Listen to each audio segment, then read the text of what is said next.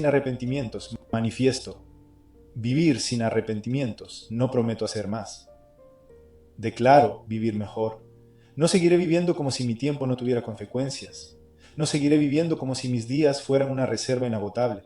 No llamaré vida a una sucesión de horas consumidas sin conciencia. No me trataré a mí mismo como si siempre hubiera después, como si el cuerpo pudiera esperar indefinidamente, como si la familia pudiera nutrirse de sobras, como si el alma no cobrara factura por cada aplazamiento disfrazado de prudencia. He entendido, y quiero decírmelo sin rodeos, que el tiempo no es neutro. Todo uso del tiempo deja fruto o deja deuda, todo hábito lo honra o lo diluye, toda omisión también construye destino. La escritura no habla del tiempo con ligereza. Mirad pues con diligencia como andéis, no como necios, sino como sabios, aprovechando bien el tiempo.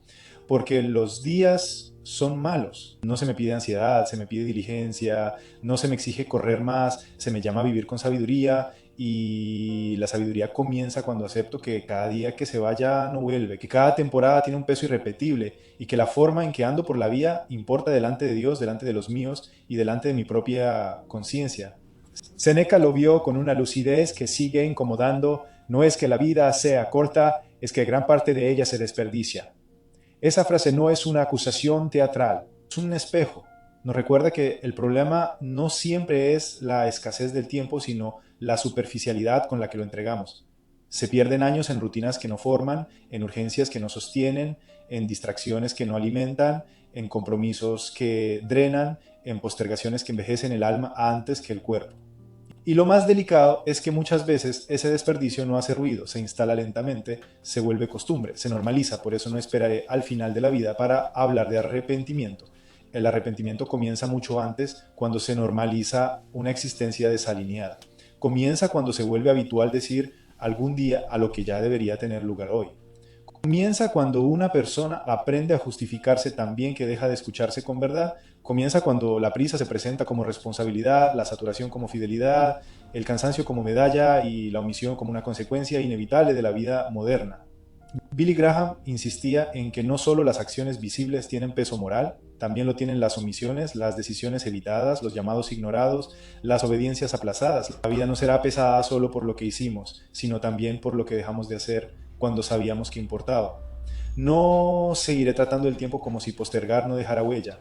No aceptaré que el desgaste permanente sea normal. No llamaré madurez a una vida que cumple mucho y escucha poco. No volveré a decirme que más adelante cuidaré lo que hoy ya se está debilitando. No entregaré mi existencia a la inercia elegante del cuando pueda, del después organizo, del en esta etapa no se puede, del ahora no es el momento.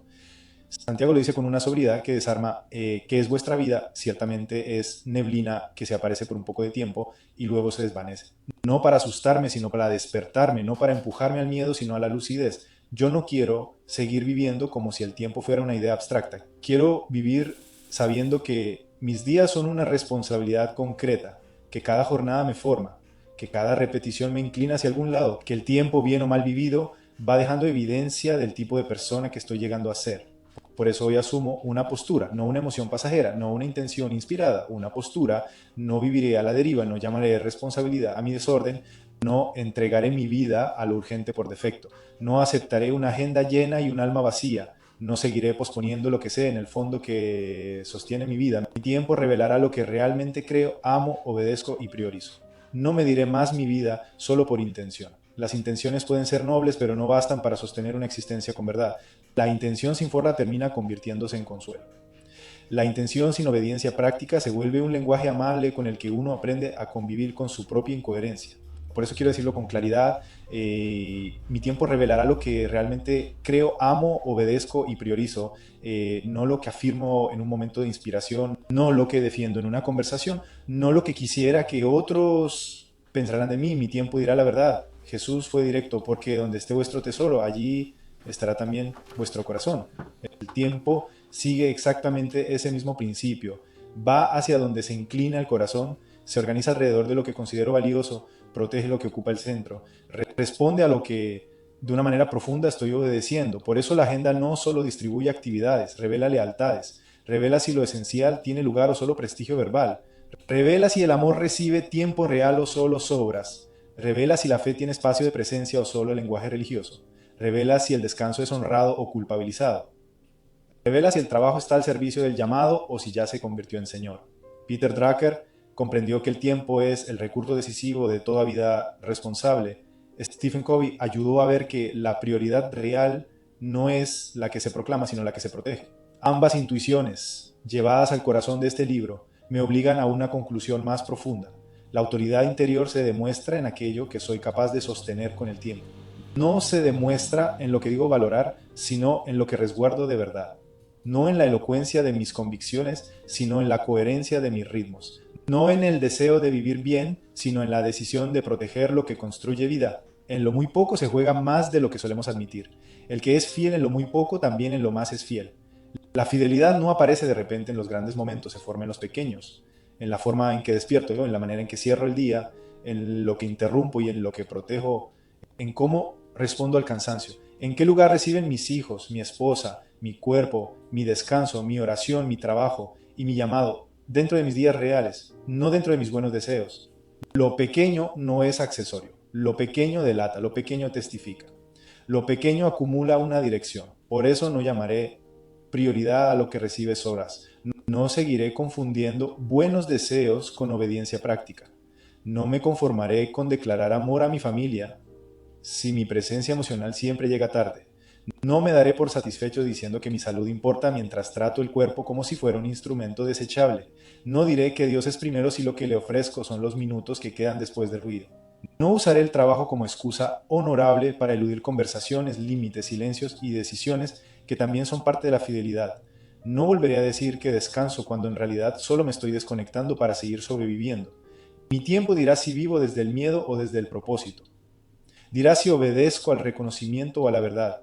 Dirá si amo de verdad o solo siento afecto sin estructura. Dirá si mis convicciones tienen peso o solo belleza discursiva. Dirá si mi autoridad interior es real o apenas aspiracional. Y esa verdad, aunque incomode, también libera. Porque mientras mi tiempo me muestre lo que soy, todavía estoy a tiempo de decidir quién quiero llegar a ser. Quiero que esta declaración toque todas las áreas donde la vida se encarna, la familia, la salud, la fe, el trabajo, el descanso y el llamado. No como compartimentos desconectados, sino como territorios donde mi obediencia diaria debe volverse visible. No quiero una espiritualidad que admire lo correcto y viva de espaldas a ello. No quiero una disciplina que ordene tareas mientras desatiende el alma. No quiero una ética que sea fuerte en las palabras y débil en el calendario. Quiero una vida que pueda ser leída en el uso del tiempo y que aún en sus procesos muestre una dirección clara.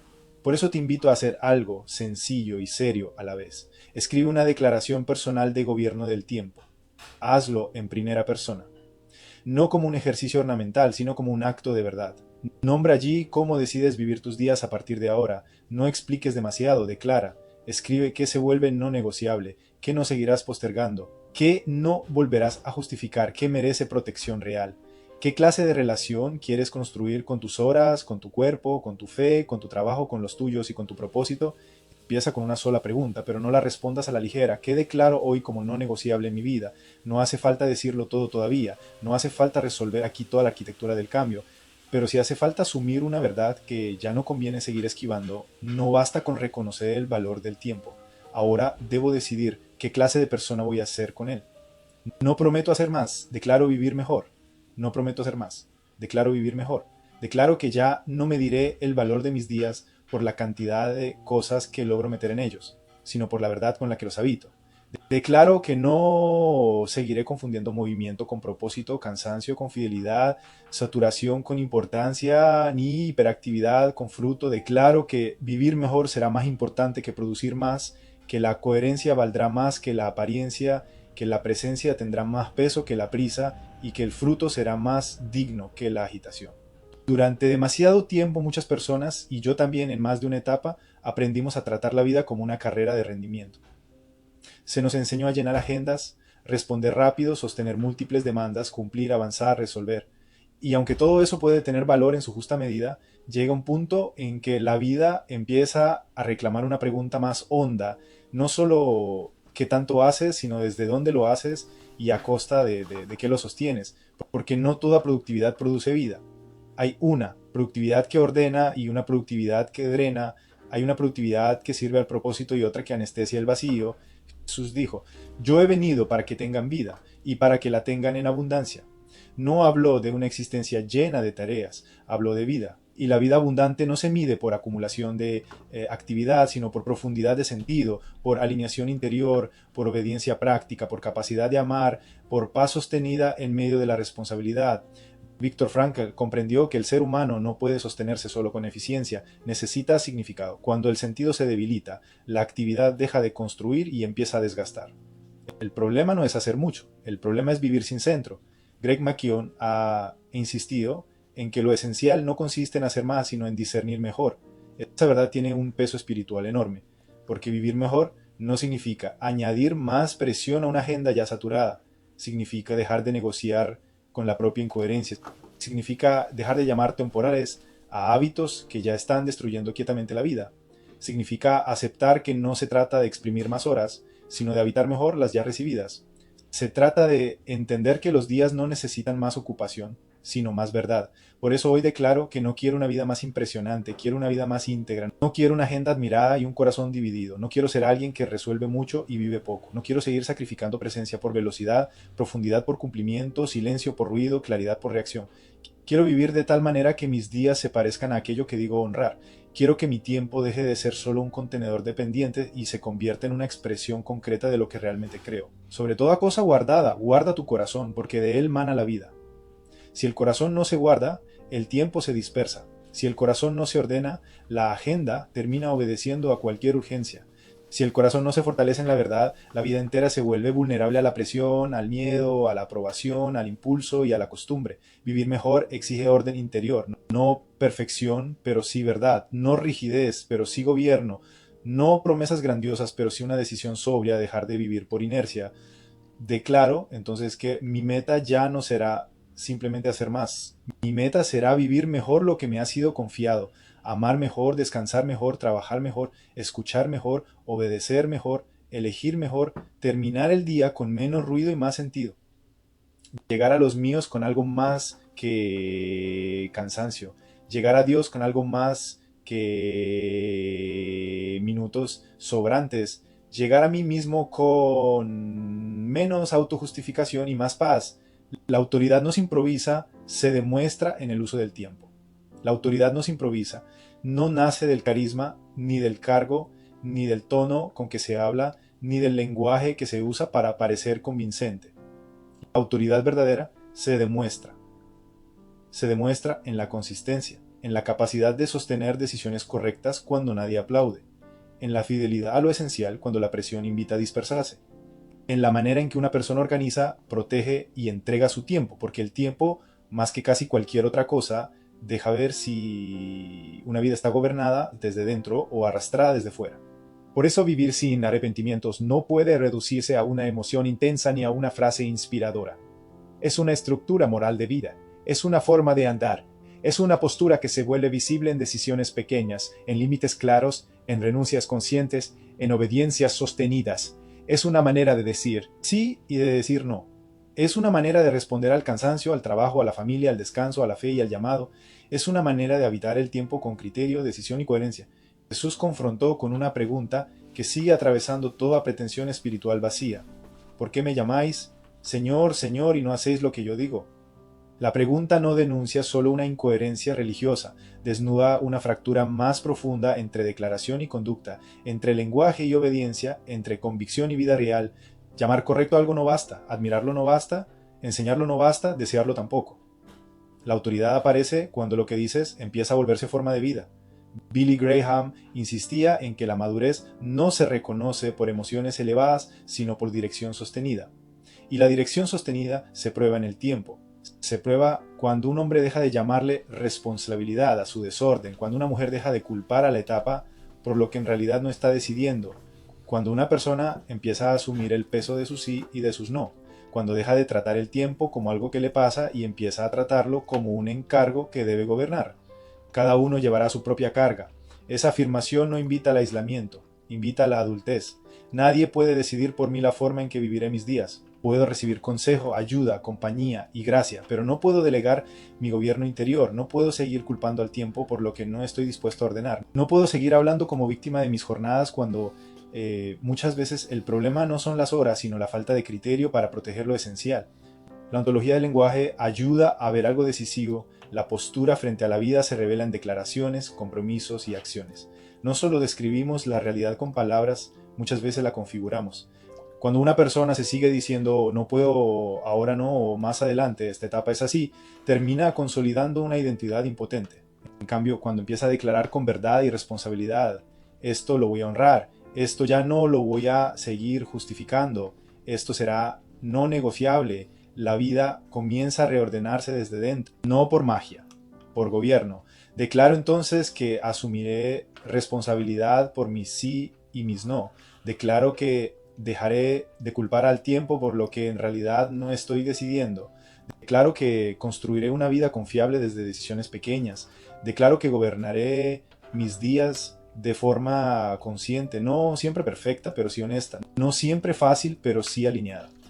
No siempre sin lucha, pero sí sin mentira, porque la autoridad no aparece de repente cuando llegan las grandes pruebas, se forma en la manera en que una persona se trata a sí misma en lo cotidiano. Quiero que mi vida sea confiable, no solo productiva, confiable, que mis palabras no estén divorciadas de mis hábitos, que mis prioridades no vivan solo en mis discursos, que mi amor no llegue siempre tarde, que mi fe no quede relegada a lo que sobra, que mi descanso no siga siendo una culpa, que mi trabajo no vuelva a ocupar el lugar que no le corresponde, que mi tiempo empiece a respaldar con hechos el tipo de vida que digo querer construir. Vivir sin arrepentimientos empieza hoy, en lo pequeño y en lo real. Vivir sin arrepentimientos no empieza en una gran decisión pública, empieza hoy en lo pequeño y en lo real. Empieza cuando dejas de esperar una temporada ideal para obedecer con sencillez. Empieza cuando entiendes que el arrepentimiento no se evita solo en los grandes hitos de la vida, sino en la trama diaria de tus elecciones repetidas. Empieza cuando dejas de delegar el rumbo de tus días a la inercia y aceptas que el destino de una vida se forma muchas veces en decisiones aparentemente menores. Enséñanos de tal modo a contar nuestros días que traigamos al corazón sabiduría. No semanas perfectas, no años impecables. Días. La sabiduría se vuelve práctica cuando se encarna en el hoy. El que es fiel en lo muy poco, también en lo más es fiel.